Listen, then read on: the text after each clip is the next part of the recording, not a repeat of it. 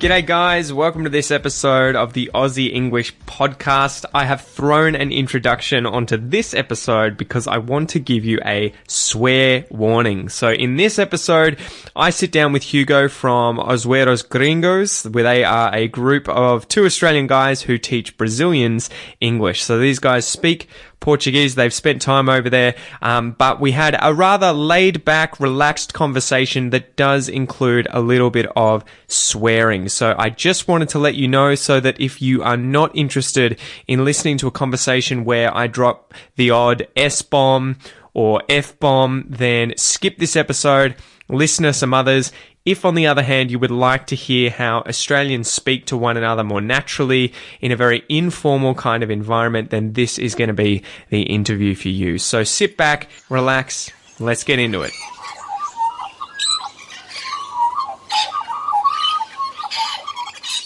G'day guys, welcome to this episode of Aussie English. Today I have a special episode for you guys where I'm going to be chatting to Hugo Groom about how on earth you learnt Brazilian Portuguese to such a level, and how Os Brasileiros, or Os Gringos, how Os Gringos started. So man, introduce yourself. How did you end up here today? All right, hey, here we go. So, long story short, essentially end of my first year of university, I met some Brazilians. One was doing home stay at my mate's place. Pretty funny because I'm now better mates with the Brazilian than I am with my Aussie childhood friend, but whatever. Met him, he told me there'd be a bunch of Brazilians living on my street. Met them, fell in love with the culture straight away, the musicality, the fun, the good vibe. One thing led to another. Initially it was just a bit of a muck around in summer. Suddenly decided I wanted to learn the language. After a year, got pretty decent, made some videos that went viral, and then finished university, spent a year in Brazil, absolutely loved it. And then I sort of dropped off for a bit, focused on other things, but it was always going to parties and everything. And then I met Simon, who was just a bit younger, who was getting into it himself, and he said he lived with me for a month, and he said, let's do it. So at the moment we're on a Christmas hiatus, just sort of wondering what our plans are for the next year, but we joined forces to make videos, and yeah, we went on SBS Radio, we did a lot of things together, and we just love Brazilian culture. It's a lot of fun now. Where did you end up over in Brazil? So it was pretty exciting actually. I started off in Rio with a few mates, then I went down to São Paulo. I love sertanejo music. Yep. Yeah, you know sertanejo. And then I traveled all around Brazil. I went to the Amazon, I went south, I went to Goiânia, I went northeast. I ended up on the morning show in Rio on Fátima Bernardes. So was that before or after learning Portuguese to fluency? That was after. I was a bit disappointed because she kept asking me some very basic gringo questions, and I thought, come on, I already speak the language. Yeah. Well, what kind of questions was she asking you? Oh, just like, what does this mean? And like, just very basic, like I was a dumb gringo. I mean, fair enough, but yeah, not a problem, but I was sort of... Did she ask you this one? No, yeah, no, learned that one. Yeah. Sorry, for those of you who can't see, we're doing sort of rude symbols with the hands, so... Yeah, no, so it was, yeah. And, no, I had an absolute ball. So now I sort of live this, as Australian as I am, I live a double life, I'd say. So what was the biggest shock for you going over to Brazil, and what was the process of learning the language and the culture when you went over there? Had you any experience to it prior to landing there in Brazil, or you just sort of, practiced a bit at home and then went over, did some Duolingo? Well, to be honest, has my camera gone here or something? No, I can see it. Oh, sweet. Okay. Yeah. Okay, to be honest, I was already quite fluent before I got there, but it was more the cultural shock which got me. So I've realised that Brazil and Australia is a completely different cup of tea. Brazilians change here. They're a bit different. I think you see, to be blatantly honest, I mean, controversial, I think you see the best of Brazil and Australia. You have the best of both worlds. So how do they change when they get here? I need to ask my wife this. I'll have to be like, Kel, when I take you back to Brazil, what's going to happen? So am I allowed to be honest? Man, go to town. I'm sure that even the Brazilians listening are going to want to hear the truth. So you just be as honest as you want. Okay, so what happens obviously Brazil is a developing country with a huge social difference. Yep. What happens in those with huge social divides is people who have a lot of money can often be quite snobbish or And a lot of people, basic education and politeness sometimes goes astray because people are used to sort of, how would I say, crapping on each other in a way.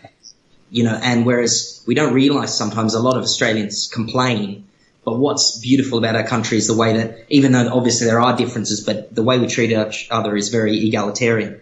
I'm always saying that to people. I'm like, when you come over here, you need to learn the slang. You need to sort of dive in a bit and be informal to kind of be more accepted. The more formal you are, it's kind of like you're putting up walls and barriers and it feels uncomfortable. I agree. And what I noticed in Brazil was that a lot of people were caring about image, how they're seen, how much money and what they can afford. And for me, as just a young Aussie bloke I actually went to a private school here, the idea of Me too. showing off, the idea of showing off a shirt or something seems absolutely stupid. Whereas in developing countries and places like Brazil, it's great. However, that Brazilian vibe, that sense of fun, sometimes I wish my Aussie mates had that. Yeah. And they don't. So for me, it's the best of both worlds you find in Australia. So did you find yourself getting used to that after a while and becoming a bit more snobbish and wanting to show off a bit after you've been in Brazil for a while? To be honest, I went the opposite. I actually got a bit pissed off with it because I thought, geez, what's happened to all the Brazilians I met in Australia? I mean, I absolutely had a ball, but sometimes I think, why did you just throw that piece of rubbish on the ground? Controversial point. Why are you so religious? Please relax. And after a while, that actually started to grind on me. It really grounded on me. And I'm not going to beat around the bush. I've caused a lot of issues here on these sort of points, but you just sort of realize a lot of differences, and I absolutely love certain aspects of the culture. In fact, most of it I do, but there's sometimes when I go, oh, geez. And vice versa with Australian culture too. I just think, I was in Brazil and I thought, wow, people here when they get drunk kiss each other and hug each other and don't bash each other. What in Brazil? Yeah, it's fantastic, whereas here we're all we can't even have a night out here in Sydney without fear of someone bottling, it's stupid. So it all depends. It's all, what I thought Brazil was going to be this paradise. It is a fantastic place, but honestly I thought, in my mind, it was some dream world. Well, I think that's the same anywhere. That's the same anywhere, right? Like anytime you've never been to a place, you sort of have an idea in your head. And I think too, the problem with Australia and the migrants we meet, I think wherever they've come from, they always tend to be the best of the batch. Right? They always tend to be the creme de la creme, the best of them. Exactly. And so you think, oh, everyone's like this. Everyone's really, friendly and loving and outgoing. Everyone was telling me, but in your mind, when everyone's treating you fantastically at barbecues, you have Brazilian girlfriends, you're playing music, you're having a great time, it's very hard to accept that there might be issues.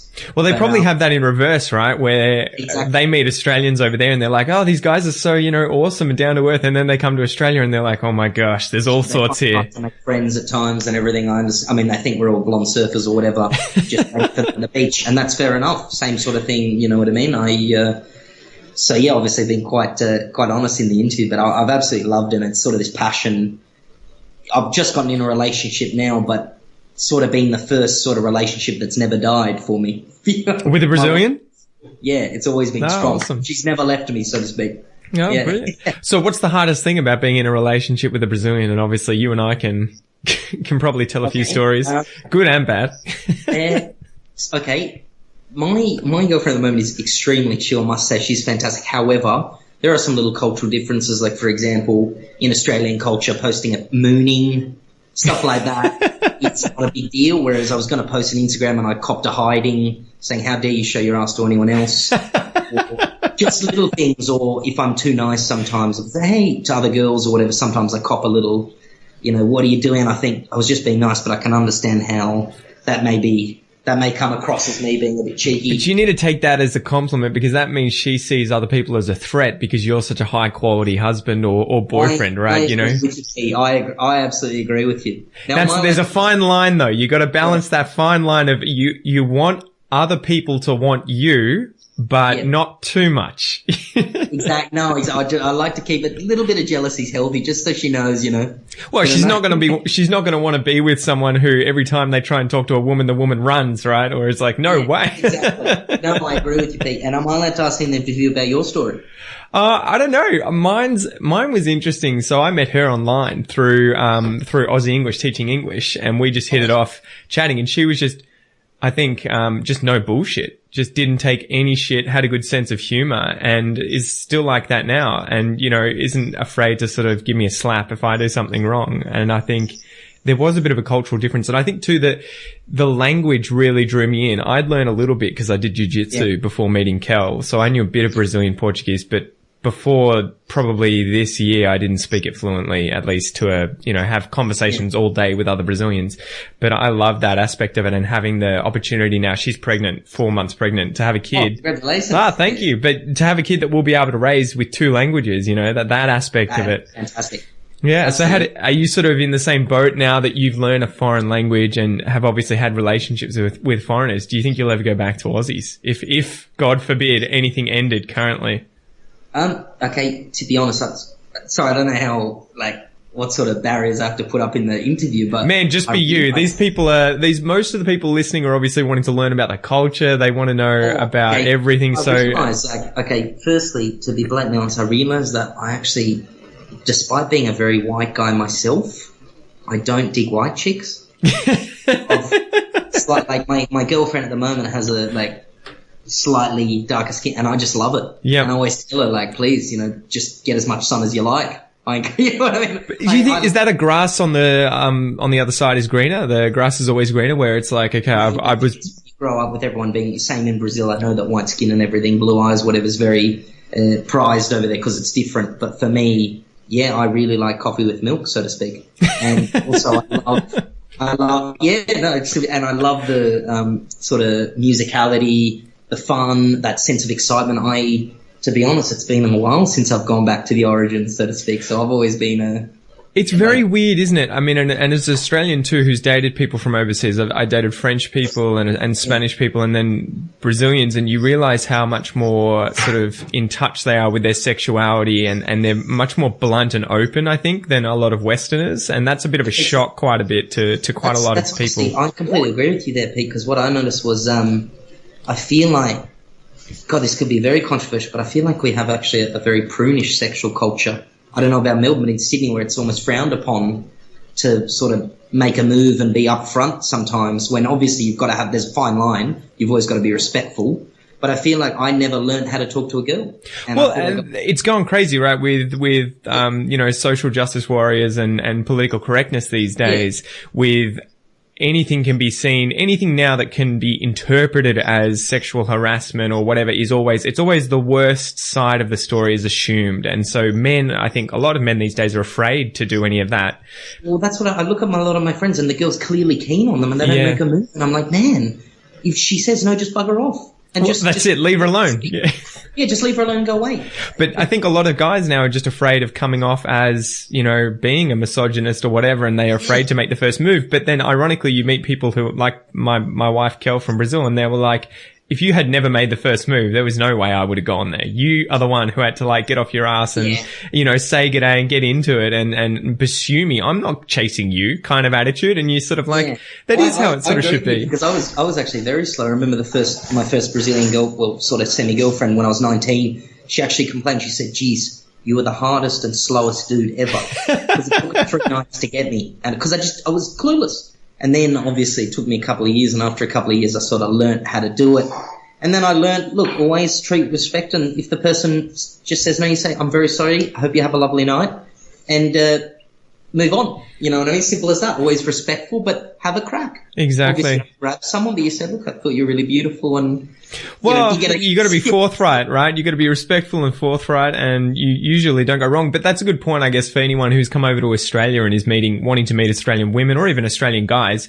They're probably going to have to juggle with that kind of thing, where the Australian women are probably not used to men just coming up to them and being incredibly blunt. Like, I think I've heard of a few women saying, geez, Brazilian dudes are full on, but vice versa. If you see a guy who sort of seems to like you, but seems to be too afraid to, it doesn't mean that he doesn't want to, ask you out or whatever.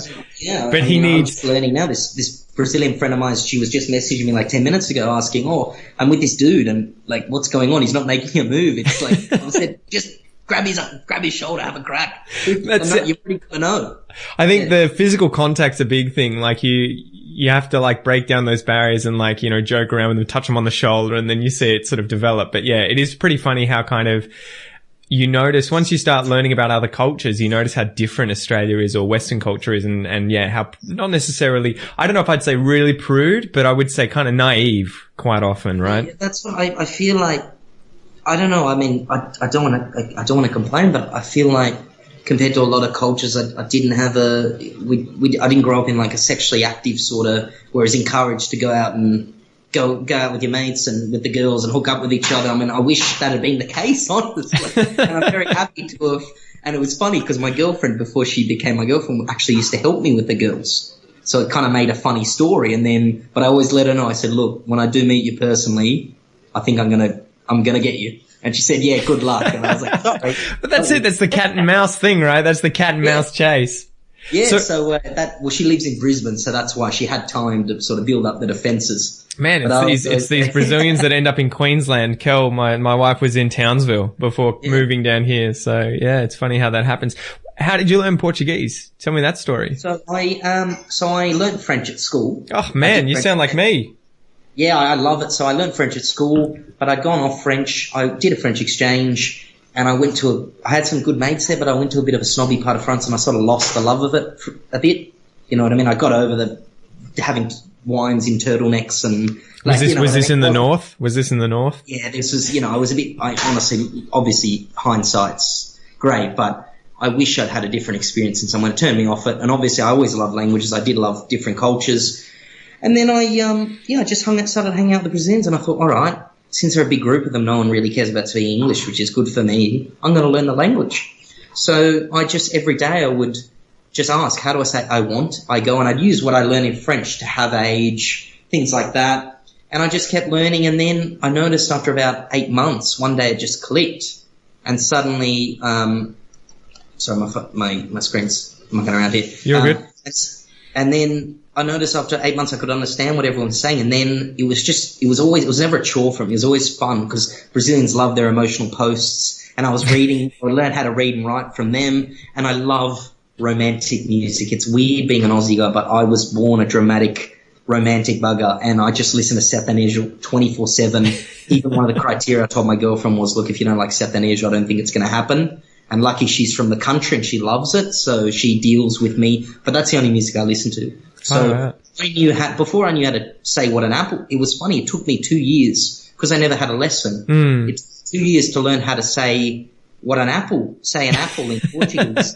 Whereas I could talk about politics, I could talk about the night out perfectly, but 2 years I didn't know what an apple was because I just never need to learn. I never needed to learn what an apple was. I always seem to notice that with Kel. We're always talking Portuguese at home. I pretty much am just like in the house, and I to the detriment of her English, because she's always like, oh, we speak Portuguese, and I'm like, yeah, because we've got a kid on the way, and I'm trying to get as high a level as I can, not having anyone else to talk to. It helps. Yeah, exactly. But all we end up talking about is the same stuff. Do you want to get lunch? Do you want to clean the dishes? Do you want me to go out and buy this? And it's the same language all the time. So how did you develop your language without going to Brazil, like at home? Was it just through conversations and interactions, or did you study? It's funny because a lot of people say, I'd love to think highly of myself and say I was some amazing, maybe I know I have a knack for language. However, I'd love to brag about it, but really you don't need to go to Brazil to learn Portuguese because there are thousands of Brazilians here. They're a very warm culture. So honestly, I was living in Brazil here. Yep. You know what I mean? Because I was going to Brazilian parties, everyone was speaking Portuguese. I was exposed to the Portuguese 24/7. So it was never, you know what I mean? I never went out of my way. Whereas at the moment I'm trying to learn Spanish, and I recently came back from Madrid. But for me, it's because I'm not in the community, it's an effort. It is a chore for me to maintain it. So, but that's what I was going to ask. So for people listening to this podcast who are learning English and they're living in their countries, Brazil, Indonesia, wherever it is, they're home without that many. I mean, there'll be English speakers around, but they may not come into contact with them that often. What can they do in order to level up their English? What advice would you give someone asking you that? The good thing about English is it's everywhere. Yeah. So honestly, I'd be watching TV shows with subtitles. I'd be listening to the songs. Just media, reading articles. And honestly, the key to learning a language is it should never be, I have to learn this language. It's not a chore. Learning a language is because you want to learn, you want to communicate. So for me, it's finding an interest. Mine was honestly romantic music. And that's what kept me going in Portuguese. And the parties and the fun. Whereas, if you I don't know, if you like cars, I don't know, whatever your interest, find that, and I guarantee you that's going to lead to English somehow. So how did you go did you ever try and find resources for learning Portuguese? Because I found after French, doing that at school and then studying that more recently a few years ago, there is a plethora of material, despite it being only, whatever it is, 100 million people in the world who speak French. And yet Portuguese, there's 270 million people across the world who speak it. And I swear there's nothing. There is like a few textbooks. You're right. French is it was the world language 100 and something years ago, but it's very prestigious. Yep. Whereas Portuguese is and Brazilian Portuguese is sort of hybrid in itself. And only, I obviously give Portuguese classes to gringos, to boyfriends and girlfriends. Yeah. And it's a real struggle to find material sometimes. Yeah. So what do you suggest if someone's wanting to learn things like grammar and everything like that? If they're finding it hard to find the material, maybe they can't afford them, is there other sort of ways to get around that? Or you would just say, just dive in, don't worry about grammar as much, practice it. Honestly, the grammar comes with the interest. For me, that was, I'd want to say the party was good. And I asked, how do I say was? And you just go from that. Honestly, I really don't, a lot of people ask me what material, but I think that deters. Yeah. It actually impedes learning. So what I do is always finding interest, and from there everything stems. So what I was doing was because I'm a bit of a perfectionist in some ways. I still make mistakes. I laugh at them, but I don't like to make mistakes. Yeah. Because my level's good enough now that I actually seem like an idiot when I make, whereas it's cute when you're first learning. I'm still at that stage where I say, eu quero comer pau, and she'll be like, which pau in this case means, a rude word for penis. At that stage, you've got to enjoy, you can enjoy it. Whereas for me now, since I'm at quite a high level with it, when I make a mistake, everyone's like, geez, that was dumb. Yeah. So So what I used to do was I always used to double check, because I had so many I popped them and said, hey mate, could you please double check this for me before I post it? And just doing that repetitively all the time, I just didn't make mistakes. Well, it's like clean. It's like a how would you say? It's kind of like you're cleaning. It's a self-cleaning process, right? You're constantly carving away the fat and getting better and better and better. And Kel's always doing that with me. She's always like, can I say this? To the point where I'm like, Kel, it's going to be perfect. Stop asking me. And it's like, it's really funny when I get frustrated with her because she's, too good, and I forget the fact that it's a second language. It's almost like, geez, you should take that as a sign. Don't get angry at me for getting angry at you, but take it as a sign of, I'm holding you to the same standards any other English speakers being held to. I agree with you. So you've only been learning for how long? Well, I did it a few years ago, maybe 2014. I started fiddling around with Duolingo because I was doing exactly. I was doing jiu-jitsu and just met. All of a sudden, never knew any Brazilians. Started doing jiu-jitsu in the city, and every day I'd bump into 5 or 10 of them. And so I was just like, okay. And I'd been studying French for a year or so because I was like, what, screw this. I'm just going to finally get to fluency in this bloody language that I studied for 6 years at school, and was just doing that online again through, Speaky and a few other websites where you could have, you could kind of meet partners and trade time learning English and French. And then, just started learning it. But, tried doing the Duolingo and like books and everything, but just got bored. And then with Kel, once I had a girlfriend that I was chatting to every day, I would just be like, just constantly be instigating, speaking in Portuguese with her, and almost getting annoyed if she switches to English, because she'll often forget words. She'll be like, she'll say a sentence and then just throw English words in there, and I'll be like, don't do that. Just think for a moment. I agree. I agree with you. What I noticed was I've noticed Brazilians are actually like, the analogy I use, the metaphor I use, is that they're like vampires. In every vampire movie, you notice once the guy discovers the vampire world, there are millions of them. I'm like that. You don't know they're there, but once you meet one, you meet a million Brazilians. It's like a vampire. It's like Blade. You get sucked in, right? Yeah, you're sucked in, and then suddenly they appear every restaurant, every function, every day you're walking on the street, there's a Brazilian. And and it's great. So it's a fantastic world to be involved in. And yeah, you're right. It's just sort of focus on the learning, as in just what you've got to do is a lot of people seem to, and a lot of Brazilians have this, they seem to, obviously we have the luxury of English being the world language in that way, so we don't have to worry about it. But I think it's a gift and a curse though, right? It's a gift and a curse, because if you want to learn another language, no matter which language you pick, there's almost certain to be less resources or less movies or less music, right? Oh, exactly. But in terms of, we don't feel the pressure. Yeah. Like, I have to learn this, where, it's more of a pursuit, a bit of fun. Whereas a lot of Brazilians have issues. They get worried about being judged. And I think honestly, the way I learned Portuguese was taking the piss out of myself. Yeah, exactly. Like and I'm going to make that funny. And yeah, at the start I used that, and girls loved it. I thought, if I'm making myself look like an idiot, what benefit? And I thought, at least people find me funny. And what are other people going to say, right? If you're making yourself look like an idiot, what else can others say? Exactly. So, if you're taking the piss out of yourself, people will love that. Whereas if you take yourself seriously and then make a stupid error, you look like an idiot. Yeah. So that's what I always say. How do you manage the relationship with regards to languages? If you're both native speakers of different languages, do you switch between them on different days? Do you just focus on one? Is one of you improving a lot more than the other one is at the moment in one area? Like, how do you manage it? To be honest with you, I'd love to I know obviously there's a language now, I'd love to say that no, we're practicing 50-50, but what's happening is that because I sort of speak Portuguese to the level almost sort of native, people don't even try to speak English with me. And to be honest, I don't actually know. I know this is terrible. I've been seeing my girlfriend for 7 months, but we've been official for 1 month. I've heard her speak English 3 times. No kidding. I don't actually know what her level of English is, to be blatantly honest.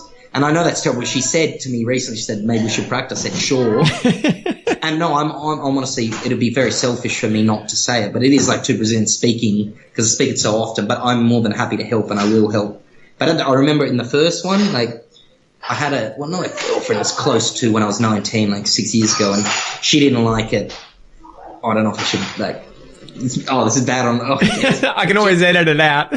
No, she had a bit of an ego, and she's like, I lived in America, blah, blah, blah. But to be honest, she'd make a lot of silly mistakes.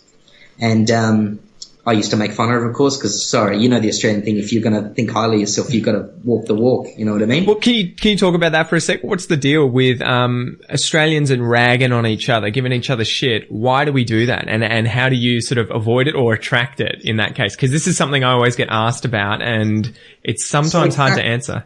I actually did research on it to wonder why. It comes from that convict thing of everyone not liking people above us. But I obviously think just like political correctness, something goes a bit out of control. And I noticed like a lot of people, especially, I remember it was with my own thing. I went to I lived in that private school bubble. And then when I came, suddenly everyone thought it was funny when I started hanging out with Brazilians. But then they saw the good looking girls in the photos, suddenly started attacking me. And I thought, hold up. And then people would be like, why don't you speak English? Well, and I say, sorry, I actually beat you in the year 12 test, but whatever. And no, but I remember for a while, it's amazing how people, from having a laugh to, you're a dickhead, you're a dog, blah, blah, blah. And I think, no, you're just jealous. So I think sometimes it is it's a cultural thing, that tall poppy syndrome. Yep. Sometimes it's good, because I also think you're a tool as well. If you've got to drive around in a nice car just to show you could get I think you're a tool. But sometimes if someone's doing well for themselves and happy about and obviously not showing off in a stupid way, but if they're generally happy and they're living their life, I think who are you to attack that person out of your own insecurity? So I just say, like, to be honest, I've developed pretty thick skin now, so I just have a laugh and I go, sorry. Look at you look a bit boring. But it doesn't happen. I think it's one of those things too, right, where obviously we were all convicts and on the same level. Like, we're all prisoners, we're all slaves. And I think it would have been the case of any time someone tries to step up and say, I'm better than everyone else, everyone's like, wait a second, just remember, you're one of us. Like, pull them back down. I think it just came from that. We didn't like authority or anything like that, and it was simple as that, yeah. Yeah, and one of my friends, I remember going to jiu-jitsu when I first started, and they were always hanging shit on me. They were always teasing me, and I was always like, guys, what's your issue? And that's an ignorant question coming from me. And they were like, dude, we wouldn't tease you if we didn't like you. So we wouldn't even talk to you. So I was always saying that to some of my friends. I mean, you can tell when people are doing it in, from a good-hearted kind of place versus a really nasty kind of place. No, because I've gotten both sides of it, so I can tell. I've also, like, some people will have a laugh about it, and I think it's funny as well. See this when I was the goon drinking, rugby footy guy. Suddenly I'm going there speaking Portuguese and singing and dancing. But then some people I could see, like when they had the girls were in the photo, suddenly, why don't you speak English? Or girlfriends of friends I'd gone to school with were I was like, please, get out of it. People didn't like the fact that I was doing well for myself, if you get what I mean. And, I think they always get scared of that, right? And that it's almost, that's the dark side of the tall poppy syndrome. It's not even necessarily that you're flaunting it, but if they see that you're doing well in society or in life, quite often the first instant reaction is, how do I bring them back down, as opposed to how do I bring myself up? Exactly. So I think it's got, I agree, it's got its good side, but then it's got a terrible side as well, which is reflected in Australian culture. But to be honest, I think it'd be a lot worse if we didn't have it. So what do you think about Australian culture and language learning in general? When you went through school and everything, what was your experience like with that? Was there a lot of people learning foreign languages? Was it a nerdy thing to do or a cool thing to do? And what languages were they learning? Because I always get that question. Do Australians just learn, Indonesian? Because it's right there. To be honest, so I was actually caught in that because I finished school, 8 years ago now. I was actually caught in that last generation of the classical French and German. Yep. Now, to be honest, they've lost their relevance for us. 50 years ago it was quite important. What's happened now is sort of my sister's just finished school is Spanish, Chinese. I think they're a lot more useful. Now that's become trendy, Despacito, that's taken. Before learning Spanish was like, trying to be bloody Don Juan, or you're going to put on a white shirt and play the guitar. It was a bit of and French was like, you're a fancy bugger. And to be honest, I was always a down-to-earth, fun kind of guy, but I remember I did high-level French at Sydney University, and it was a snobbish, posh thing to do. Yep. And I was the only guy who didn't rock up with a scarf and a beret every morning talking about how I did law arts. And to be honest, that deterred me. I quit after 2 years because that's not what language is about. It's not being able to, it's living a language, communicating. I didn't, and so I quit French for that reason. I didn't feel comfortable in that sort of environment. But I think that it's very weak, and a lot of people come up with the excuse of, learning a language is so hard. But we live in a place where there are a lot of foreigners, and if you go out of your way, it's very easy. It's just like learning a puzzle, learning a skill. It's just practice, but because people never practice, like, it's so hard. But it's not really, and I think now back when I was at school, it wasn't like the most popular thing, but one of the other big rugby hotshots also learnt French with me, so that sort of gave it a bit of status. There's two of them now. We can't bully him. You know what I mean? So it gave it, we did exchange together and everything. His mum was a language teacher, but I think now it's changed, and suddenly it's trendy now to be learning Chinese. I think people finally clicked and gone, hold up, this is actually pretty useful, pretty cool thing to do. Yeah, exactly. I always found it 10 years, I reckon. Sorry? I reckon it's definitely in the last 5 years at least changed a lot. It's suddenly a lot cooler. It's suddenly a useful, interesting, and a lot of people still go by that, I live in my own world. But I realize, even if you hang out with other cultures, if you don't speak other languages, you're very restricted, because it's more the cultural understanding. It's very easy to say, I understand these people will have dinner at such a time, whatever. But when you speak, you know what I mean? People, no, in China they do this. I understand. No, you don't. Whereas when you speak a language, you feel there's different grammar, different way of viewing things. Everything is different, and you see another world, and the way you view your own culture changes. So did you have those moments with Brazilian Portuguese? Did that happen while you were in Australia learning the language, or did it happen, if it did happen, when you were in Brazil and you were like, oh my gosh, we do this? No, it was already happening, because I remember it was a bit of a, to be honest, I grew up in that sort of GPS jock rugby world. And I just realized, and I was a terrible offender. I was getting smashed to passing out. I thought that was cool, because in our culture it's lionized. And I was one of the worst. I was a hero. You know what I mean? Yeah. And then I started hanging out with Brazilians, and I did that, and they all looked at me going, "What are you doing?" I thought, hold up. And then I realized, why actually, and I know it sounds obvious to say it's not cool, but when that's what you've done for years, it is cool. Well, when you're in that group, right? When you've got that group of people who are all sort of giving you a pat on the back for doing X, Y, Z, of course you're going to do it, but then as soon as you step out and you're like, oh wait, the rest of the world doesn't do this? Yeah, and then I started hanging out with Brazilians, and I just realized, wow, it is actually so easy to have fun with the guitar, a good bunch of people. And I started realizing, I don't want to rag on my own mates, but I saw a lot of my friends, and I was like, you don't even compliment each other, talk to each other, and then suddenly you're talking about drugs. Yeah. Whereas Brazilians, you just get a bunch of Brazilians in a room, everyone's playing guitar, everyone's happy, laughing. At about midnight, everyone will start kissing each other and dancing. That is fantastic. And no one's getting smashed. No one's passing out, vomiting. No one's fighting. Whereas I go out with my Aussie mates sometimes, and there's no vibe. and people, not all of them, as I said, but people are just dead, and they're like, oh, yeah, man, so what are we getting on tonight? And I just think, wow, how was your week? Like, how are you? You know, what have you been doing? No one's got any stories. Yep. Obviously, this is years of a bit of mix of frustration, different sort of views. This has just been years of analysing. And I look at people and I'm just like, geez, man, how can you walk around so smashed and think that's cool?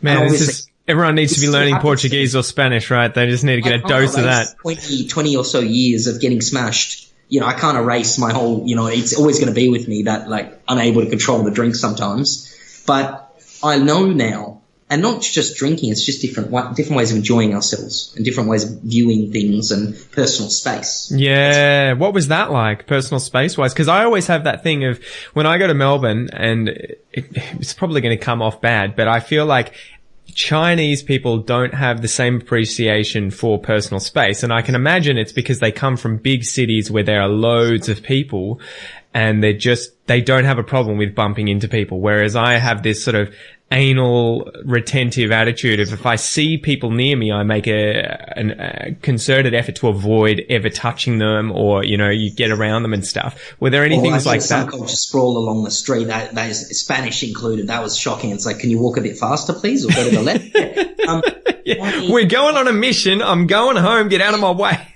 Yeah, I was like, like, how can you take up? But anyways, that's another story. What I noticed was, I think maybe because my mum comes from a European immigrant family, she was born in the country, and my dad's not from Sydney, that I was probably a bit warmer than the average Sydney-sider. Yep. And I came from a big sort of hugging family, and, you know, my mum was one of 12, and I think that sort of... Holy moly. Yeah, big country, you know, there was no TV. And, you know, that's the joke. And what I noticed was, I always felt a bit, people always said at school I was a bit different, but then when I started hanging out with Brazilians, I just clicked, because I knew that was me. Hugging. Yep. I always like to give people a hug, a pat on the back. And I noticed that when I went back to uni, for example, I remember when I was finishing, I remember this so clearly. I was talking to this girl just on graduation day. And for me, I was an appropriate distance talking to her, but she was backing away. So I was like, hold up. Geez, like, how can you, and I'm not going to lie, my first thought was, how can you be so cold? Like, it's a graduation day, give me a hug. And I wasn't even touching, I would have been like a good 30 centimeters just talking, and she was back, and I thought, hold up, what's going on with me? It must be so weird having to juggle those two things. It's almost like being pulled out of the Matrix, right? And you've suddenly got to be like, how do I tackle with these different cultural things, and have to worry about juggling this in my brain every time I meet someone from Australia versus Brazil? I noticed that, and like, I remember one time at uni as well, nearly started a fight. I met these Chinese people, and at the end I like tried to give one of the girls a kiss on the cheek to say goodbye. Yep. And she flipped out, and her boyfriend came and I was like, we've just been talking for 2 hours. I gave you a goodbye kiss on the cheek. Whereas, you know, even Australia, that's not, you know, like if you've made good friendship with you, and they were like, whoa, whoa, whoa. And I went, whoa. And then sometimes, but now I think I'm sharp enough to sort of pick up on it, but I still, when I get a bit lazy, I just slip in. But I'm naturally a sort of caloroso or warm kind of guy. I don't like it when people take too long to become friendly. I think life's too short. I don't want to be 50 by the time I can be friends with you. Man, I have a short story for you with regards to that. Kel and I were out walking around this lake, and we kept seeing the same bloke. He's an Australian bloke who'd been to Brazil, and so we would chat to him every time we'd see him every few days there. And I remember after like the third time he'd seen us, and he was like, his house was right there, so he'd always be like, "G'day," or he'd talk to us over his fence. And I remember Kel getting home being like, why hasn't this guy asked us over for lunch yet? In Brazil, we'd be practically living at his house, having like food with him every day. We see him all the time, and he doesn't invite us in. And I was like, what are you talking about?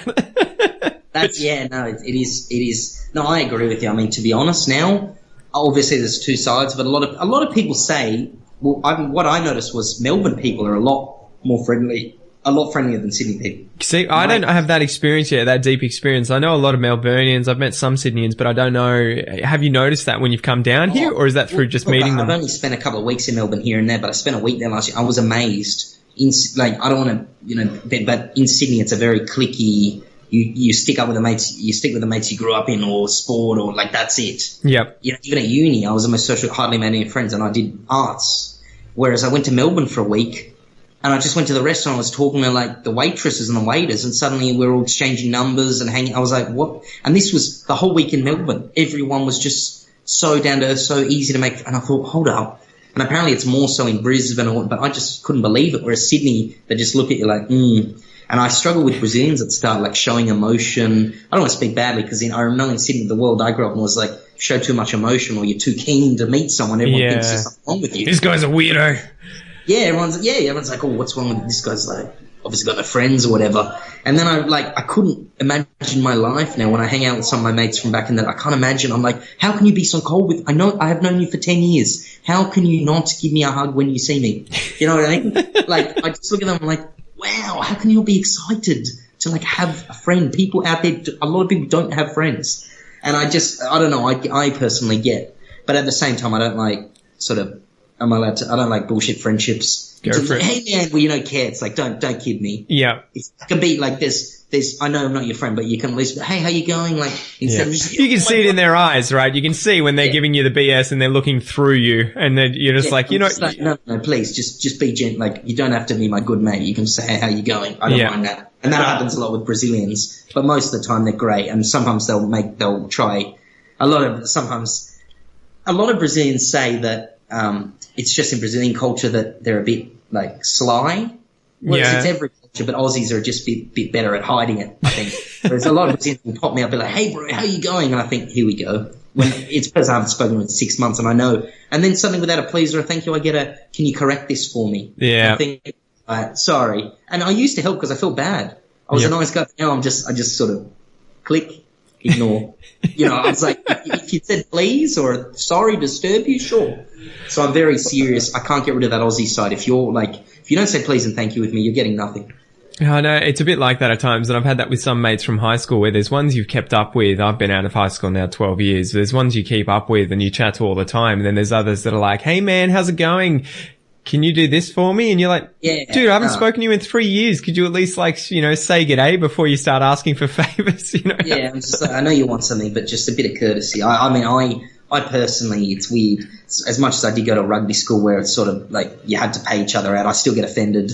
That gets through the thick skin, that sort of stuff. And when Brazilians do to me, I get even madder.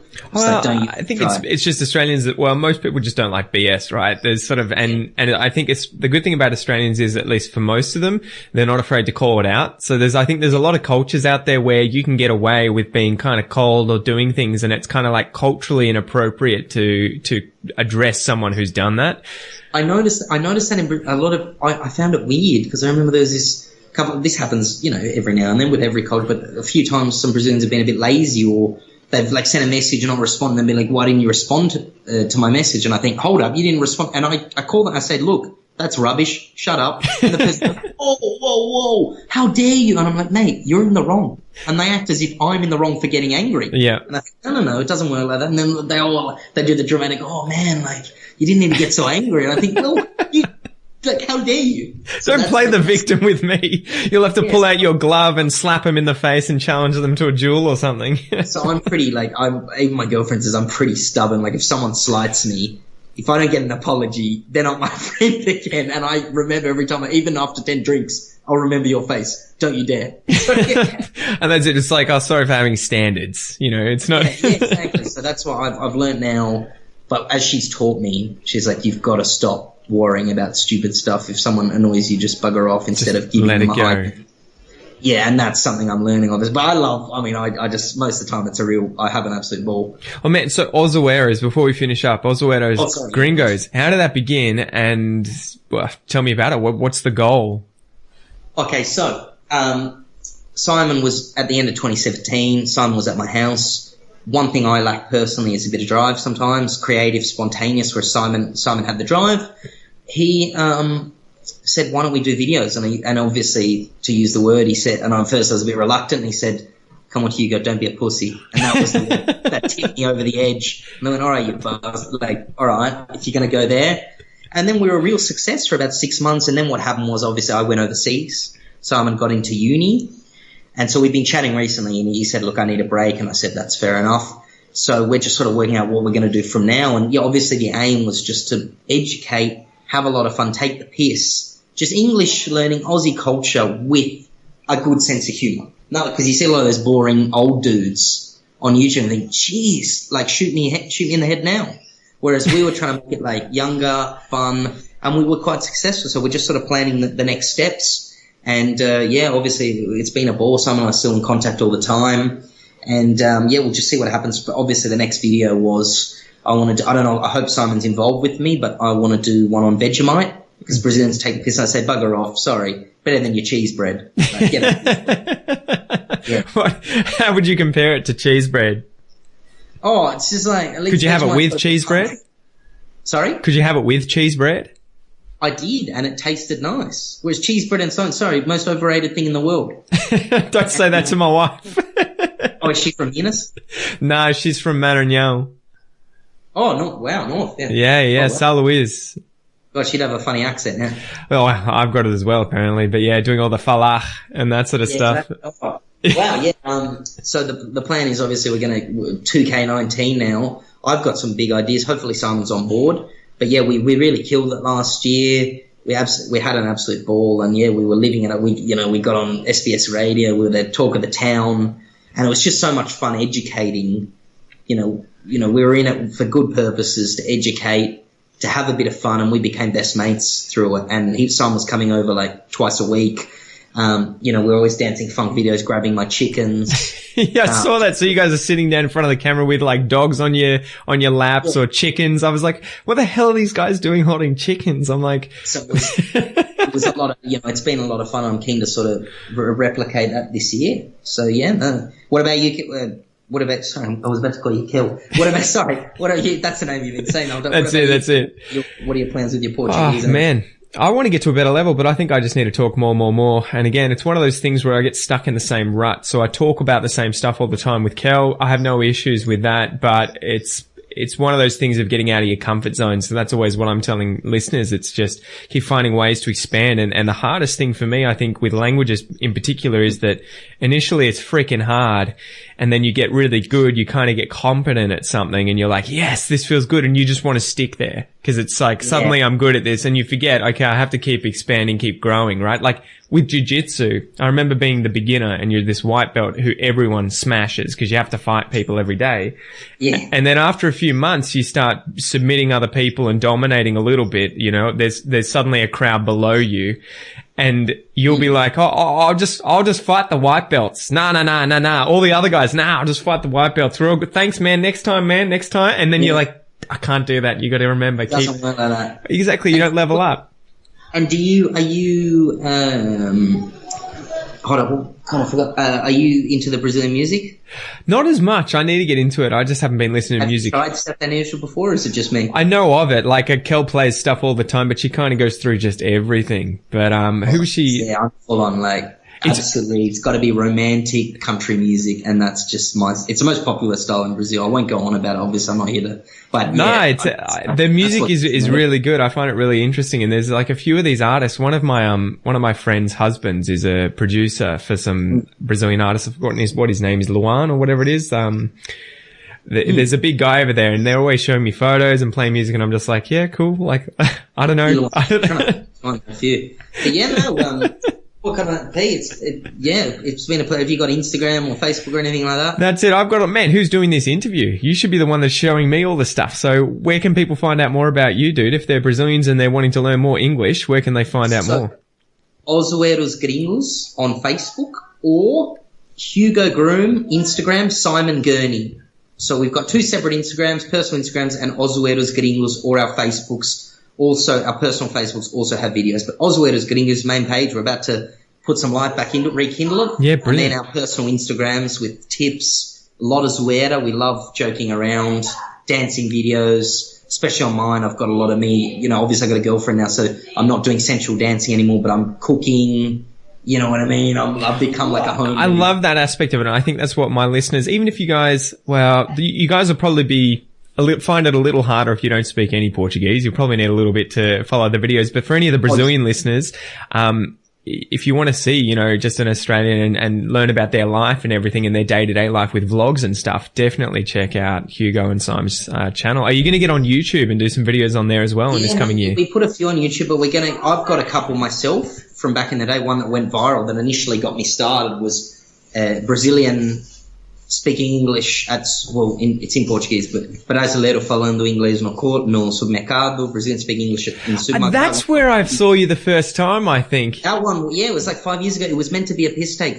I just did it with my brother. We were just at Coles. And I said, hey, that didn't even click. That didn't even click until just now. And then I'm like, I remember the Australian dude speaking Portuguese in the supermarket walking around. And then suddenly that one just explode overnight. I became a semi-celebrity, and that on Facebook, this Brazilian bloody company stole my video actually, but it got 100,000 hits. Well, they didn't reference me properly. They just copy pasted it, did they? Yeah, I was like, are you serious? But they got 100,000 hits on Facebook, and on YouTube it's got like 50,000. So it was whoa. That was what kicked me off. So I'm keen to get back in it because I definitely see potential. But obviously, as you know, running a blog, running anything is a lot of work, and so getting into it, and I'm really excited for this year. This is a big year, so now obviously focus different. I'm not a single guy anymore, but I'm focused on cooking videos, language. You know what I mean? Obviously, the girlfriend will be watching closely, but I'm excited. Yeah. Awesome, Hugo, man. Well, thanks so much for joining me today. Thank you, Pete. The pleasure was all mine. Look forward to hearing from you. Thank you very much.